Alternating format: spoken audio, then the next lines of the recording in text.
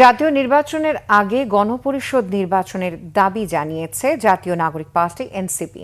দলটির নেতারা বলেন, বর্তমান সংকট নিরসনের একমাত্র সমাধান এটি। শনিবার বিকেলে এক আলোচনায় দলটির তারা এ কথা বলেন।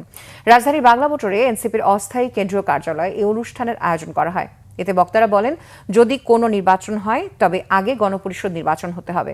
জুলাই সনদে যে প্রস্তাব এসেছে তা বাস্তবায়ন করে ওই নির্বাচন দেওয়ার আহ্বান জানান তারা। ইউনূস সরকার জনগণকে নিয়ে জুলাই সনদ না দেওয়ার মাধ্যমে বেইমানি করেছে বলে অভিযোগ করেন বক্তারা। সংগঠনটির নেতারা বলেন, এনসিপি আসন ভাগাভাগির রাজনীতি করবে না। বলেন, আসন দিয়ে এনসিপিকে কেনা সম্ভব নয়। নতুন বাংলাদেশ গড়াই এনসিপির লক্ষ্য। সদস্য সচিব আক্তার হোসেন অবিলম্বে জুলাই সনদের আইনি ভিত্তি দিয়ে গণপরিষদ নির্বাচন দেওয়ার আহ্বান জানান।